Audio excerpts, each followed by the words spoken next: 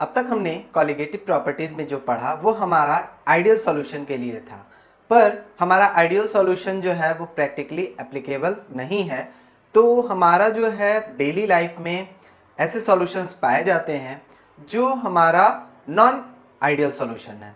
अगर non ideal solution है तो वो हमारा जो है कॉलिगेटिव प्रॉपर्टीज़ को उस तरीके से फॉलो नहीं करेंगे जिस तरीके से हमने अभी तक पढ़ा है। उनमें कुछ सॉल्यूशन ऐसे होंगे जो एसोसिएशन करेंगे और कुछ ऐसे होंगे जो डिसोसिएशन करेंगे।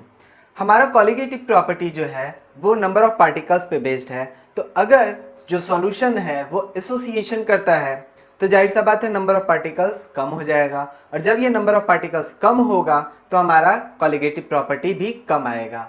अगर वो पार्टिकल डिसोसिएट कर जाएगा, जो है अगर सॉल्यूशन में जो सॉल्यूट है वो डिसोसिएशन करेगा, आयंस में बदल जाएगा, तो हमारा जो है कॉलिगेटिव प्रॉपर्टी चेंज हो जाएगा क्योंकि नंबर ऑफ पार्टिकल्स बढ़ जाएगा। तो इसी की वजह से हमारा जो है एबनॉर्मल मोलर मास ऑब्जर्व होता है। जब हमारा पार्टिकल सॉल्यूट पार्टिकल जो है वो एसोसिएट या डिसोसिएट करता है तो हमारा जो है नंबर ऑफ पार्टिकल्स चेंज हो जाता है ऑब्जर्व पार्टिकल के रिस्पेक्ट में, तो हमारा जो है कॉलिगेटिव प्रॉपर्टी वो हमारा चेंज हो जाता है।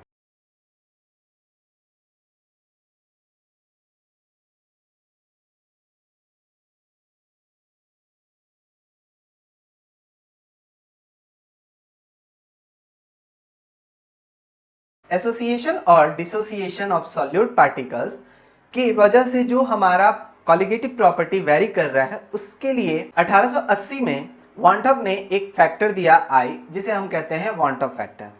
तो अब जानते हैं कि एबनॉर्मल मोलर मास क्या होता है और वॉन्टॉफ फैक्टर क्या होगा।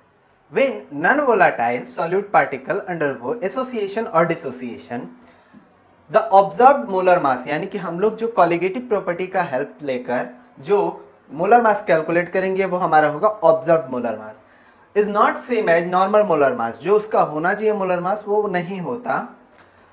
This is called abnormal molar mass, उसी को हम कहते हैं एबनॉर्मल मोलर मास। जो ऑब्जर्व्ड मोलर मास में हमारा चेंज आना with respect to the normal molar mass, उसी को हम कहेंगे एबनॉर्मल मोलर मास।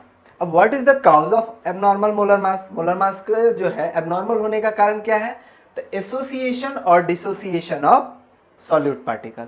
सॉल्यूट पार्टिकल जो एसोसिएट कर रहा है या डिसोसिएट कर रहा है, इसके वजह से हमारा मोलर मास वेरी होता है। अभी तक हमने क्या जाना?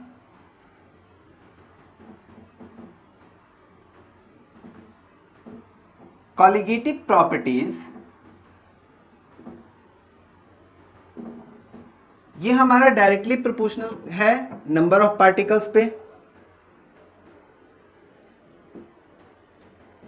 यानी कि पार्टिकल्स का जो है जैसा वेरिएशन आएगा उस तरह का कॉलिगेटिव प्रॉपर्टी हमें वेरिएशन देखने को मिलेगा। अगर ज़्यादा पार्टिकल्स होगा तो ज़्यादा कॉलिगेटिव प्रॉपर्टी आएगा, कम रहेगा तो कम, क्योंकि हम लोग शुरू में ही पढ़े कि कॉलिगेटिव प्रॉपर्टी ऐसा प्रॉपर्टी है जो नंबर ऑफ पार्टिकल्स पे डिपेंड करता है, नेचर ऑफ पार्टिकल्स पे नहीं। तो हमारा ये डायरेक्टली प्रोपोर्शनल हुआ। साथ ही साथ हमने जाना कि चारों कॉलिगेटिव प्रॉपर्टी में हमारा जो मोलर मास आ रहा था वो इन्वर्सली प्रोपोर्शनल था। तो 1/, हमारा मोलर मास हो गया,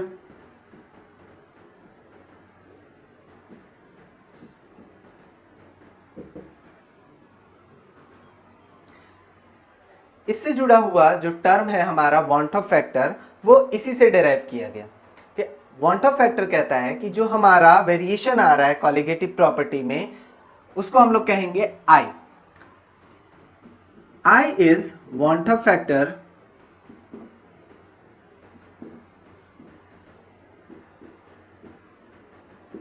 and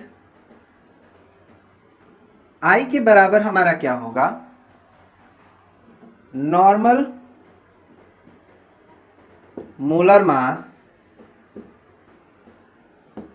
bye observed molar mass.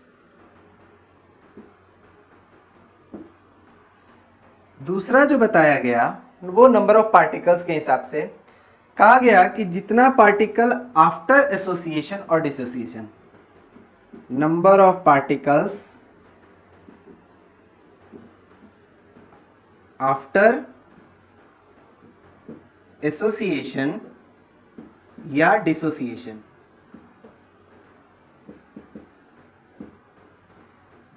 Bye number of particles before association और डिसोसिएशन।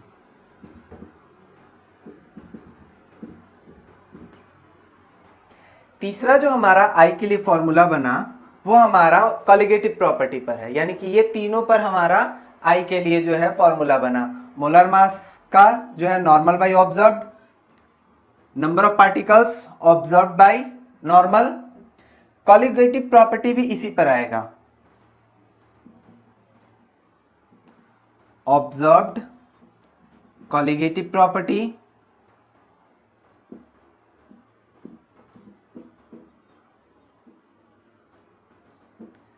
बाय नॉर्मल या कैलकुलेटेड कॉलिगेटिव प्रॉपर्टी।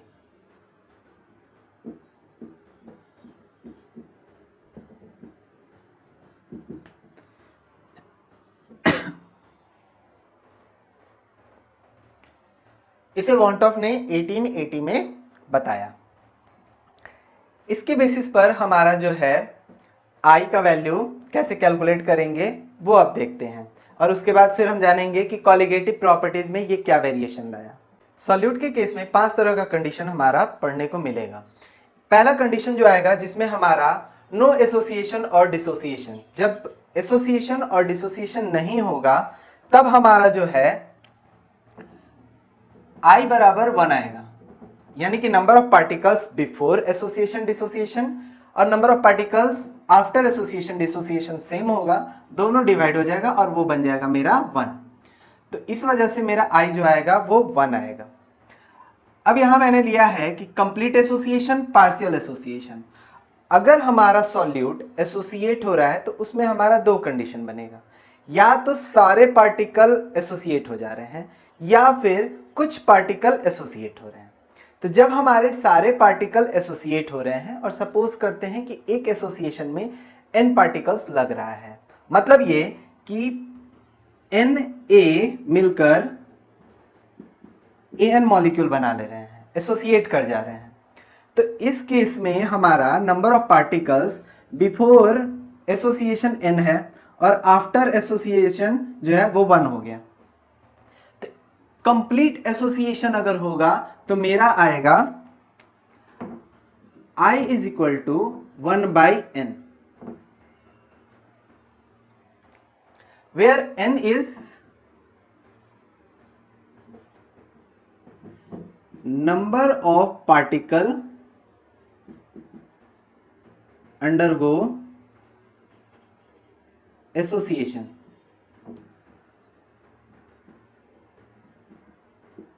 या डिसोसिएशन, दोनों ही के लिए वही यूज होगा, बस हमारा कंडीशन चेंज हो जाएगा। अब अगर हमारा पार्शियल होता है तो पार्शियल में हमारे पास एक टर्म आ जाता है डिग्री ऑफ डिसोसिएशन या डिग्री ऑफ एसोसिएशन, यानी कि कितना पार्ट जो है वो डिसोसिएट या एसोसिएट करता है। इसके लिए हमारा जो फॉर्मूला बनता है वो आता है alpha is equal to I minus 1/1/n minus 1। इस बेसिस पर हम अल्फा या I दोनों ही कैलकुलेट कर सकते हैं, जिसमें अल्फा हमारा क्या हो गया, डिग्री ऑफ डिसोसिएशन या एसोसिएशन, दोनों ही केस के लिए यही सिंबल यूज होगा। मान लेते हैं हमारा 25% एसोसिएट कर रहा है, तो मेरा अल्फा का वैल्यू हो गया 0.25, यहाँ 0.25 हो गया, और कितने मॉलिक्यूल्स आपस में एसोसिएट कर रहे हैं, तो 2 मॉलिक्यूल्स एसोसिएट कर रहे हैं, तो यहाँ 2 रख दिए। इस हिसाब से हम आई कैलकुलेट कर सकते हैं। आई का सीधा सीधा फॉर्मूला इसलिए नहीं बताया क्योंकि हमें ये फॉर्मूला कई जगह पे यूज करना है, तो ये हमारा इसी फॉर्म में समझ लेना ज़्यादा बेटर है।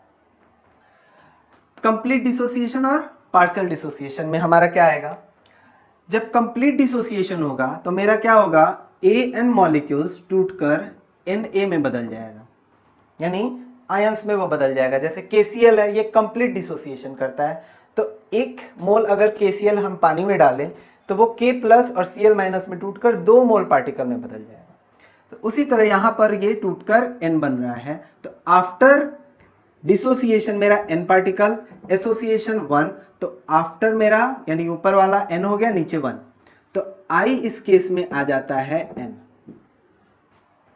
जहां पर I मेरा वांट ऑफ फैक्टर हो गया, N मेरा नंबर ऑफ पार्टिकल एसोसिएशन या डिसोसिएशन हो गया। अगर पार्शियल डिसोसिएशन हो रहा है तो हमारा alpha is equal to I minus 1 by N minus 1 हमारा यूज होगा। इस फॉर्मूला से हम इसका डिग्री ऑफ डिसोसिएशन निकाल सकते हैं, या डिग्री ऑफ डिसोसिएशन पता है कितने पार्टिकल्स डिसोसिएट हो रहे हैं तो I निकाल सकते हैं। ठीक है,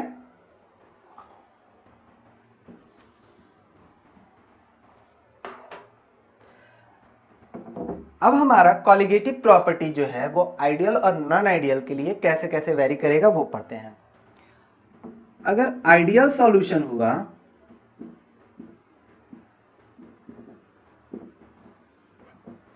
तो हमारा पहला हमने पढ़ा relative lowering of vapour pressure, delta P by P not,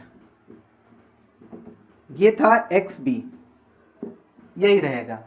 दूसरा हमने पढ़ा delta TB is equal to KB into M, ये भी ऐसे ही रहेगा। Delta TF is equal to KF M, और फोर्थ हमने पढ़ा pi is equal to CRT। ये हमारा आइडियल सॉल्यूशन के लिए होगा। क्वेश्चन हमारा आइडियल सॉल्यूशन है या नॉन आइडियल सॉल्यूशन है, इसको जो है गिवन डेटा और कंडीशन के अकॉर्डिंग हमें आइडेंटिफाई करना होगा। अगर उसमें वांट ऑफ फैक्टर जैसा कोई भी टर्म यूज हो रहा है, इसका मतलब वो नॉन आइडियल हो गया, या डिग्री ऑफ डिसोसिएशन का बात हो रहा है तो वो नॉन आइडियल हो गया। नॉन आइडियल के लिए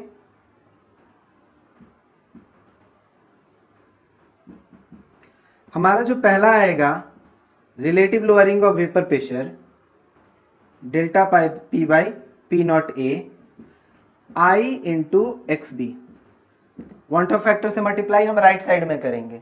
जो दूसरा आया हमारा delta TB, elevation in boiling point, वो आएगा I into KB into molality M।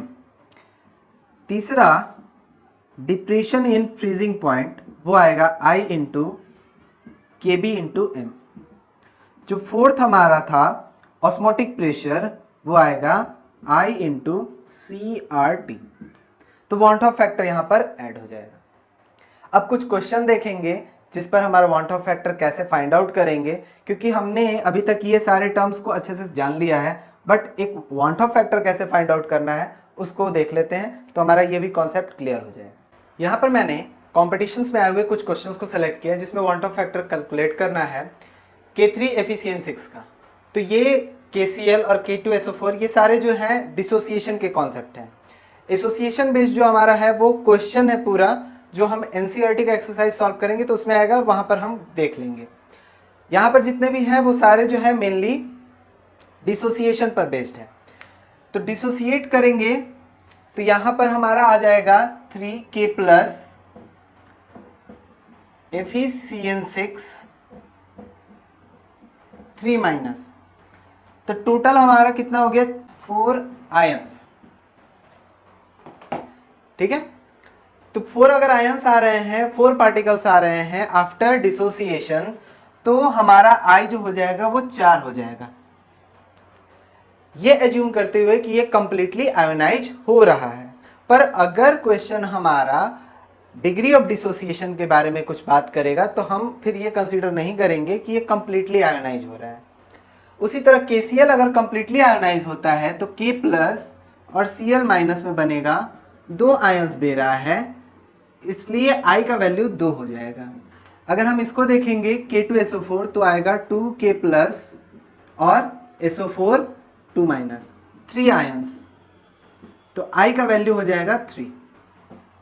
अब यहाँ पर एक क्वेश्चन है, the degree of dissociation of weak electrolyte, यहाँ पर वीक इलेक्ट्रोलाइट का केस आ गया। AXBY का फॉर्म है, AXBY आयोनाइज होगा तो कुछ हमारा इस तरह का आयन देगा, X आयन देगा जो कि AY प्लस होगा, और Y आयंस देगा जो कि BX माइनस होगा। तो हमारा यहाँ पर टोटल आयंस का संख्या जो हो गया, जो कि है N, वो हो गया X प्लस Y। ठीक है, ये हमारा डिग्री ऑफ डिसोसिएशन यानी डिसोसिएशन का केस है। फॉर डिसोसिएशन हम जानते हैं alpha is equal to I minus 1 by N minus 1। तो हमारा जो रिलेशन आया वो आ गया I minus 1 by X plus Y minus 1। ये हमारा जो ऑप्शन होगा वो हमारा करेक्ट हो जाएगा। वांट ऑफ फैक्टर के बारे में एक और चीज जानने वाली बात यह है कि अगर I मेरा 1 आए तो इसका मतलब हो गया नो एसोसिएशन और डिसोसिएशन।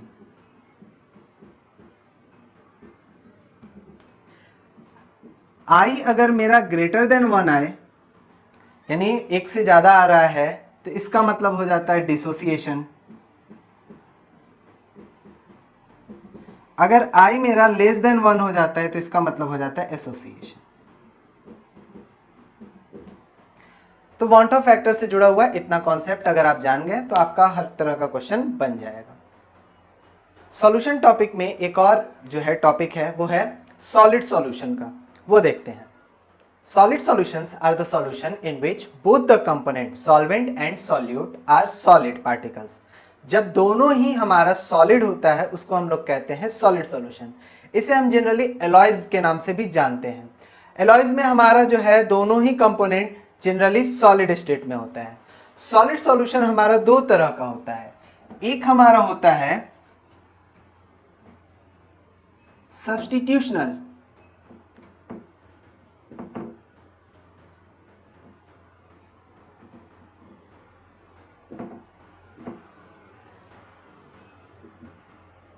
जो दूसरा होता है हमारा वो होता है interstitial.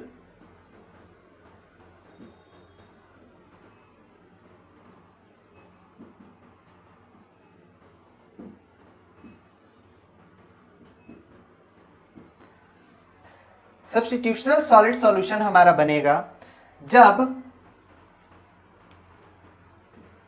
Both solvent and solute have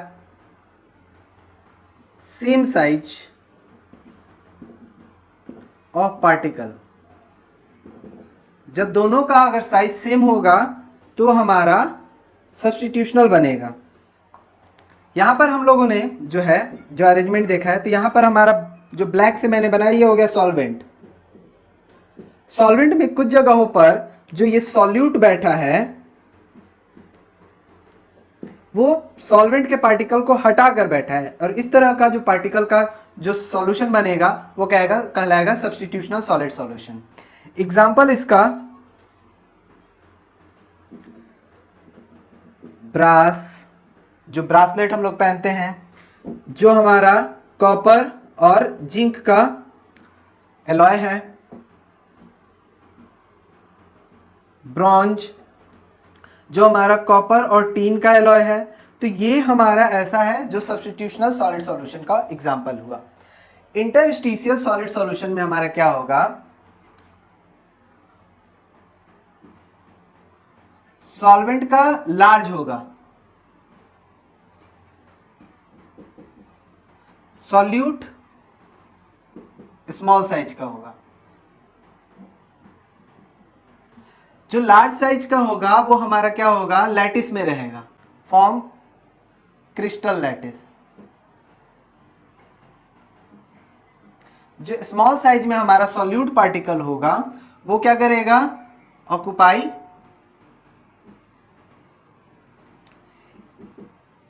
interstitial space. जैसे ये हमारा कोई सॉलिड सॉल्यूशन का अरेंजमेंट है। अब इसमें कहीं कहीं जो ये खाली जगह बैठा हुआ है उसमें हमारा सॉल्यूट पार्टिकल बैठ गया, और सॉल्यूट पार्टिकल का साइज बहुत छोटा होना चाहिए विथ रिस्पेक्ट टू सॉल्वेंट। तो ऐसा जो कंडीशन हमारा बनता है वो इंटरस्टिशियल सॉलिड सॉल्यूशन का बनता है। इसका अगर हम लोग एग्जांपल देखें तो आता है टंगस्टन कार्बाइड का, टंगस्टन का सिंबल W और कार्बन का C, WC। ये हमारा एक एलॉय है टंगस्टन और कार्बन का। तो ये दो तरह का हमारा सॉलिड सॉल्यूशन बनता है। इस तरह हमारा सॉल्यूशन का सारा कॉन्सेप्ट जो है थ्योरी पार्ट कंप्लीट हुआ। अब हम लोग जो है नेक्स्ट क्लास में इंटेक्स क्वेश्चन करेंगे और उसके बाद एक्सरसाइज क्वेश्चन करेंगे। आज का क्लास यहीं तक।